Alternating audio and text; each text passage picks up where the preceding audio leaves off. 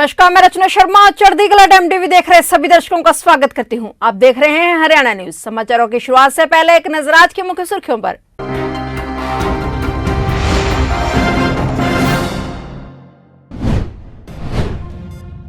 कालका पिंजौर में मुख्यमंत्री द्वारा सड़कों को बनाने के टेंडर पास, नारियल फोड़कर की गई उक्त सड़कों के काम की शुरुआत।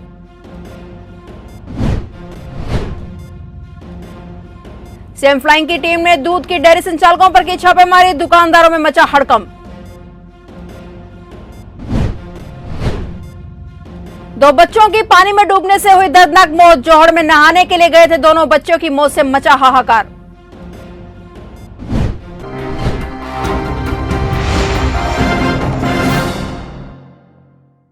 और अब समाचार विस्तार से। पृथला के गांव हरफली स्थित न्यू दुर्गा कॉलोनी में उस समय हाहाकार मच गया जब दो बच्चों की पानी में डूबने से दर्दनाक मौत हो गई। पुलिस ने दोनों बच्चों के शवों को पोस्टमार्टम के लिए बादशाह खान अस्पताल में भिजवा दिया है। दोनों बच्चे आपस में गहरे दोस्त थे और शनिवार को गांव के समीप एक मंदिर में जोहड़ में नहाने के लिए गए थे। वहीं पुलिस ने मामला दर्ज कर शवों का पोस्टमार्टम करवा दिया है। कल ये बच्चे नहाने गए थे बाबा बने वाला बाबा करीमा धाम, वहाँ तालाब था। वहाँ बच्चे नहाते नहाते वो गहरे पानी में चले गए। उसके फिर उसको सर्वोदय में ले गई, सर्वोदय में डॉक्टर गए दोनों बच्चों को। तो अभी हम बीके हॉस्पिटल लाए, पोस्टमार्टम कराया जा रहा है। क्या क्या नाम है बच्चों के? एक का नाम यश है, एक का नाम है प्रिंस है। तो बिहार के रहने वाले हैं, इसके माँ बाप यहीं रहते हैं। तो क्या वहाँ कोई सुरक्षा के इंतजाम नहीं थे जोड़ पर? नहीं सर, मेरा पता है। क्या मामला दर्ज किया गया आपकी तरफ से? छत्र कार्रवाई इत्तेफाकिया का मामला। फरीदाबाद विजिलेंस विभाग इन दिनों एक्शन के मोड में है। विजिलेंस विभाग ने बड़ी कार्रवाई करते हुए फूड एंड सेफ्टी विभाग में तैनात क्लर्क को 5,000 रुपए की रिश्वत लेते हुए रंगे हाथों गिरफ्तार किया है। बता दें कि ग्रेटर फरीदाबाद के रहने वाले शिकायतकर्ता से आरोपी क्लर्क फूड एंड सेफ्टी का लाइसेंस देने की एवज में 5,000 रुपए की रिश्वत की मांग कर रहा था, जिसकी शिकायत पर विजिलेंस की टीम ने आरोपी क्लर्क को रिश्वत लेते हुए रंगे हाथों गिरफ्तार कर लिया। वरुण भाई, क्या शिकायत दी थी, क्या मामला था पूरा? भाई ऐसे हुआ था, टिफिन सर्विस का काम शुरू करना था। तो उसके लिए जोमेटो वाले ने बोला भाई फूड लाइसेंस वगैरह चाहिए होता है। तो जिसके लिए फूड सेफ्टी ऑफिस है अपना बीके हॉस्पिटल में, वहाँ गया था मैं। मंजीत भाई मिला था मेरे को वहाँ पे। तो 100 रुपये की पर्ची कटती है जिसकी सिर्फ। तो इन्होंने मेरे को बोला भैया आपका वाटर टेस्ट होगा, हम मौके पे आएंगे, देखेंगे चीनी विमनी है कि नहीं है। अगर कुछ ऐसा दिक्कत आती है तो उसमें बहुत दिक्कतें आ जाती है। तो आपका सारा काम हम घर बैठे बैठे करा देंगे, आप परेशान होने की जरूरत नहीं है आपको। तो उसके लिए बोले फिर 5,000 रुपये लगेंगे, लेकिन ऐसे नहीं होगा। तो फिर मैं 5,000 रुपये, तो देखो जी कौन दे रहा है इतने छोटे से काम के। फिर मैं विजिलेंस आया, विजिलेंस में कंप्लेंट करी। मैं ऐसी बात है 100 रुपये काम के 5,000 रुपये मांग रहे हैं। तो फिर इसकी रेट लगवाई है। अच्छा, आप कहाँ रहते हो? आप मैं सेक्टर 86 में। और फिर क्या कार्रवाई की जा रही है विजिलेंस विभाग की तरफ से? गिरफ्तार रेड हैंड हो चुका है, गिरफ्तार हो चुका है, उसका हाथ वाथ धुल गया, अब गिरफ्तार हो गया, बंद हो जेल जाएगा। कितने लोग थे इसमें? ये अकेला ही था। फर्स्ट ईयर की छात्रा जिसने 26 फरवरी को अंबाला में शताब्दी ट्रेन के आगे कूदकर आत्महत्या कर ली थी, जिसकी मौत को परिजनों ने सुसाइड मान लिया था, लेकिन घर में ही रखी काजल की किताब में से मिले सुसाइड नोट ने सारे मामले पे से पर्दा फिर से उठा दिया और रेलवे पुलिस ने आत्महत्या के लिए जिम्मेदार को पकड़ लिया है। पुलिस ने तफ्तीश करने के बाद प्रिंस नामक व्यक्ति के खिलाफ मुकदमा दर्ज कर लिया और आज उसे कोर्ट में पेश किया जा रहा है, जहाँ से उसको रिमांड पर लिया जाएगा और आगे की तफ्तीश हो सके। तारीख 26/2 को मोड़ी और अम्बाला कैंट के बीच में एक लड़की की डेड बॉडी प्राप्त हुई थी, जिसमें शताब्दी गाड़ी के नीचे आके ये एक्सीडेंट हुआ था। उसके उपरांत पोस्टमार्टम कराया गया। कल दिनांक 2 को परिवार द्वारा सुसाइड नोट पेश किया गया, जिसके अनुसार ये मुकदमा दर्ज किया गया और शाम को आरोपी को इस मुकदमे में गिरफ्तार किया गया। क्या नाम है जी आरोपी का और कहाँ का है? आरोपी लड़की का कोच है प्रिंस और गाँव क्या नाम है इसका, मोड़ी के पास का रहने वाला। क्या लिखा है सुसाइड नोट में? किस तरह से टॉर्चर किया जाता था और किस तरह सुसाइड किया? सुसाइड नोट पर लिखा है कि मेरे को ये शारीरिक रूप से परेशान कर रहा था, जिसके कारण मैं अपनी जीवन समाप्त कर रही हूँ। अब उसको गिरफ्तार कर लिया गया, क्या कोर्ट में पेश किया जाए? क्या अब आज कोर्ट में पेश किया जाएगा। आगामी 7 से जाने के लिए कोर्ट से रिमांड की कोशिश की जाएगी। कालका देवीदास रोड की सड़क की हालत बहुत लंबे समय से खस्ता थी। इस बाबत लोगों ने यह समस्या पूर्व विधायक लतिका शर्मा के समक्ष उठाई थी। शनिवार को पूर्व विधायक लतिका शर्मा ने उक्त रोड के काम की शुरुआत नारियल फोड़कर की। जानकारी देते हुए लतिका शर्मा ने बताया कि करीब 16 लाख की लागत से सड़क का काम करवाया जाएगा। उन्होंने बताया कि कालका पिंजौर में मुख्यमंत्री द्वारा जिन सड़कों को बनवाने के टेंडर पास हो चुके हैं, उन सड़कों के काम की शुरुआत करवाई जा रही है। लतिका ने यह भी कहा कि भाजपा सरकार जनहित कार्यों के लिए लगातार प्रयासरत है, आगे भी इसी प्रकार विकास कार्य जारी रहेंगे। इस मौके पर भाजपा कार्यकर्ता भी मौजूद रहे। आज हमारे कालका में जो देवीदास रोड है, यहाँ पर हमारी जो गली और उसके साथ साथ उसमें जो नाली भी थी, उसका उद्घाटन काफी टाइम से ड्यू था और वो हमारा रिकमेंड हो चुका था। उसका ये 16 लाख के करीब का इसका हमारा एस्टिमेट है और ये सबसे पुराना रोड है यहाँ का। और इसका आज यहाँ पर अपने पार्टी कार्यकर्ताओं के साथ मिलकर के हमने यहाँ पे इसका उद्घाटन किया। और इसके साथ ही एक रोड हो रहा है रामबाग के पास, वहाँ भी इसका हम उद्घाटन, क्योंकि जो हमारे सीएम अनाउंसमेंट में थे और वो जितने भी हमारे पीछे रुके हुए थे काम, वो लगातार हमारे यहाँ से अपना कालका और पिंजौर के सभी जो है वो हम रोड बन रहे हैं। उनके टेंडर पीछे पास हो गए थे जो उनका एस्टिमेट था, तो बारी बारी सभी रोड और गलियाँ खड़ंजे वो हम पास करवाने का और शुरुआत कराने का काम कर रहे हैं।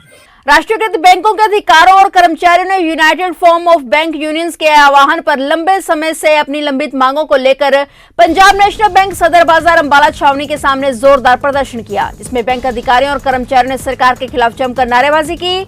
हरियाणा बैंक एम्प्लॉयज फेडरेशन के सेक्रेटरी कामरेड पीसी चौहान ने उन लंबित मांगों का उल्लेख करते हुए कहा कि 11वें वेतन समझौते में हमारी कुछ मांगों को यह कहकर शामिल नहीं किया गया कि इन मांगों के लिए अलग से कमेटी बनाई जाएगी और जल्द ही इन मुद्दों का समाधान किया जाएगा। लेकिन भारतीय बैंकर्स संघ ने लंबे समय से इन मुद्दों को हल करने के लिए यूनियन से कोई पहल नहीं की है और फलस्वरूप यूनियन को मजबूर होकर संघर्ष करने का रास्ता चुनना पड़ा। इनकी मुख्य मांगों में सप्ताह में 5 दिन का कामकाज, अपडेशन ऑफ पेंशन, पुरानी पेंशन बहाली करने सहित एक्स सर्विसमैन के वेतन में सुधार आदि मुख्य मुद्दे शामिल हैं।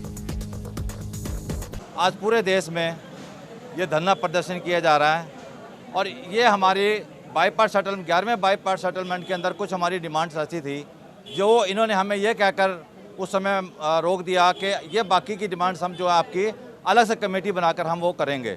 लेकिन उसके बाद आईबीए ने और गवर्नमेंट ऑफ इंडिया ने यूनियन के साथ अभी तक कोई जो हमारी लंबित पड़ी हैं लंबी डिमांड्स है, इसके बारे में अभी तक कोई हमसे बात नहीं की। यूनियन को कोई बात करने के लिए बुलाया। जब यूनियन ने से बात करना चाहिए तो इन्होंने कोरोना का या किसी और का बहाना करके हमें टालते रहे। लेकिन आज मजबूर होकर United forum of bank union, जो कि 9 यूनियन की बनी हुई है, 5 हमारे ऑफिसर्स यूनियन की और 4 हमारी ऑफिसर्स यूनियन की यूनियंस है, उन्होंने डिसाइड किया कि ऑल इंडिया में हम अपनी इन मांगों को लेकर जो लंबित मांगे उनको लेकर हम एजिटेशन करेंगे। और मार्च के महीने में ही आज 3 तारीख को सारे भारतवर्ष के अंदर डेमोस्ट्रेशन किया जा रहा है, विरोध प्रदर्शन किया जा रहा है अपनी मांगों को लेकर। उसके बाद 10 तारीख को फिर हमारा यह दूसरे चरण का डेमोस्ट्रेशन हम करेंगे और 15 तारीख को तीसरे चरण का हमारा ये डेमोस्ट्रेशन होगा, जिसमें हमारी मुख्य मांगे हैं 5 डेज बैंकिंग, हम चाहते हैं कि 5 दिवसीय बैंकिंग हो, अपडेशन ऑफ पेंशन होना, पुरानी पेंशन लागू हो और एक्स सर्विसमैन जो हमारा बैंकों में स्टाफ है उनके जो वेज रिवीजन का कोर्ट ने फैसला कर दिया है, लेकिन आईबीए अभी इसको लागू नहीं कर रहा है। हमारी मांग है कि वो पूरी की जाए, पुरानी पेंशन लागू की जाए, अपडेशन ऑफ पेंशन की जाए, पेंशनों में सुधार किया जाए। हमारी ये मुख्य मांगे हैं जिनको लेकर आज देश भर में धरना प्रदर्शन किया जा रहा है। यमुनानगर में चंडीगढ़ से आई सीएम फ्लाइंग की टीम ने कई दूध की डेयरी संचालकों पर छापेमारी की, जिसके बाद दुकानदारों में हड़कंप मच गया। यह रेड अन्य दुकानों को छोड़ सिर्फ दूध, दही आदि विक्रेताओं की दुकानों पर ही पड़ी, जिसमें चंडीगढ़ से आई सीएम फ्लाइंग की टीम ने कई दुकानों पर छापेमारी कर वहां से दूध, दही, क्रीम आदि के सैंपल लिए और जांच के लिए ले गए। कई दुकानों में सफाई का अभाव मिला। ये बहुत ही सराहनीय कदम है सरकार के द्वारा। मैं तो कहता हूँ जिला स्तर पे नहीं, ब्लॉक स्तर पे ये काम होना चाहिए, ताकि हर कस्टमर को शुद्ध के शुद्ध भोजन मिले, दूध, दही, पनीर जो भी है हमेशा शुद्ध मिले। और इनके लाइसेंस की भी जांच होनी चाहिए कि ये FSSI रजिस्टर्ड लाइसेंस है या नहीं है। अब लोगों को शुद्ध चीज़ मिलेगी तो उनका स्वास्थ्य अच्छा रहेगा और इससे क्या होगा, हमारी इकोनॉमी में भी ग्रोथ होगी। जब स्वास्थ्य सही होगा तो लोग अच्छा काम करेंगे, अच्छी सोच पैदा करेंगे।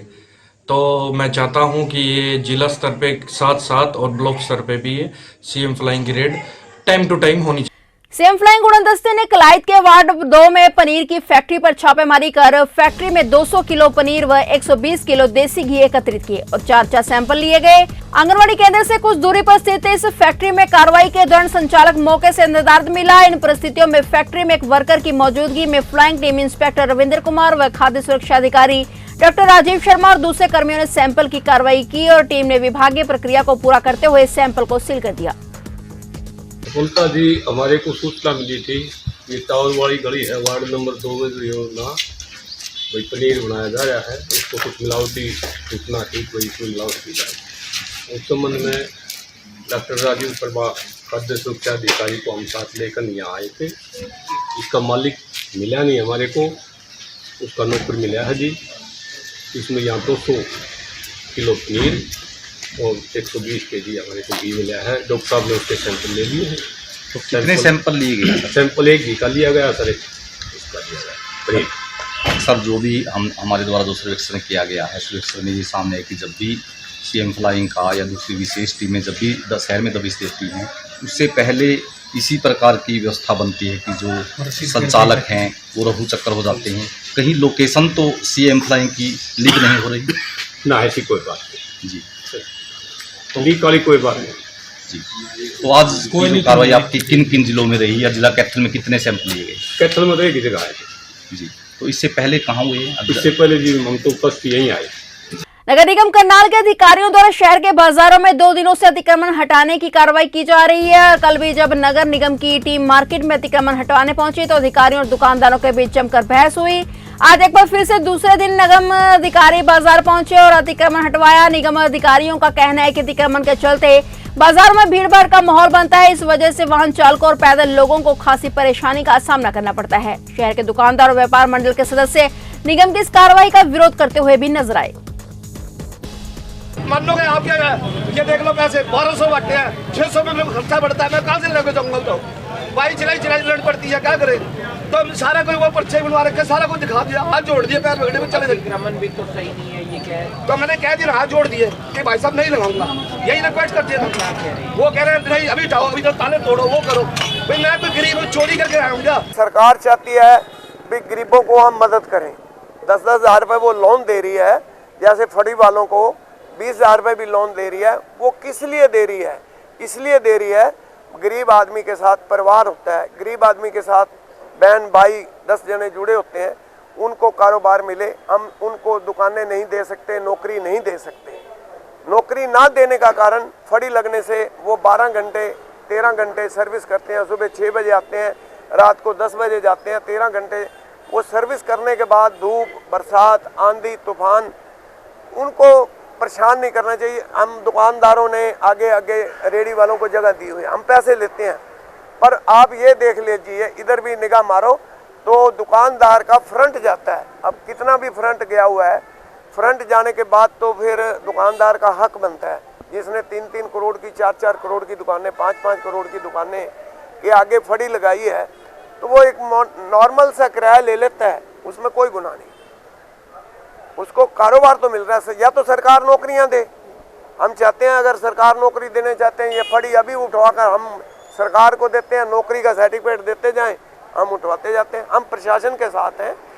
वाल्मीकि सभा के प्रधान राजकुमार शेरवाल व उप प्रधान गोल्डी वाल्मीकि ने बिजली निगम एसडीओ कालका से मुलाकात की। उन्होंने अपर मोहल्ला वाल्मीकि बस्ती में पिछले काफी लंबे समय से कम वोल्टेज आने की समस्या के लिए एसडीओ को मांग पत्र सौंपा था। एसडीओ नीरज कुमार ने बताया कि उन्होंने वहां जाकर सर्वे किया और लोगों से बातचीत की। इसके साथ ही उपभोक्ताओं की कम वोल्टेज की समस्या का समाधान करवाया। वाल्मीकि सभा अपर मोहल्ला के शिष्टमंडल ने व पूरे वाल्मीकि समाज की तरफ से बिजली निगम एसडीओ का मुंह मीठा करवाकर धन्यवाद किया गया। एसडीओ ने लोगों से अपील की कि अगर किसी को भी कोई समस्या होती है तो उसे अपनी समस्या के लिए बिजली दफ्तर आने की जरूरत नहीं है। उन्होंने बताया कि उपभोक्ता 1912 टोल फ्री नंबर उत्तर हरियाणा बिजली वितरण निगम द्वारा जारी किया गया है। बिजली से संबंधित कोई भी समस्या के लिए उपभोक्ता 1912 पर अपनी शिकायत दर्ज करवा सकता है। मैं तो सबसे पहले गोल्डी जी को बहुत बहुत धन्यवाद देना चाहता हूँ, क्योंकि इन्होंने हमें मतलब आगे से आके अपनी समस्याएं बताई, जो कि मैं बाकी कालका के और भी जो भी रह रहे उपभोक्ता उनसे भी मैं ये रिक्वेस्ट करता हूं कि वो भी हमारे पास समस्या लेके आए, खुल के बताए कि उनकी समस्याएं क्या है। गोल्डी जी ने अपनी समस्या बताई, हमने बकायदा वहां जाके सर्वे किया लोगों की समस्याएं सुनी, क्या समस्याएं, वोल्टेज की दिक्कतें आती हैं, कैसे दिक्कतें आती है। उसके बाद हमने ये चीज़ निकालने की कोशिश की कि उसकी वजह क्या है, जिसके कारण फिर हमने देखा कि जो ट्रांसफार्मर है उसका जो कैपेसिटी है वो कम का लगा हुआ वहाँ पे, जिस हिसाब से वहाँ पे कंज्यूमर्स है। इसीलिए हमने उस ट्रांसफार्मर को 100 केवीए से 200 केवीए में अगुमेंट कर दिया, जिससे अब वहाँ के लोगों को समस्याएं आने वाली गर्मियों में तो नहीं आएगी।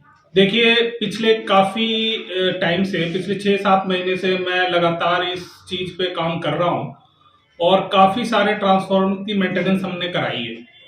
अब साथ के साथ हम ये भी प्रयास कर रहे हैं कि जितनी जो लटकी पीवीसीज है उसको हम एलटीएबी केबल से रिप्लेस कर रहे हैं, ताकि उस पे लोगों के जो जोड़ लगे हुए हैं तारों से, उससे कट लगना बंद हो।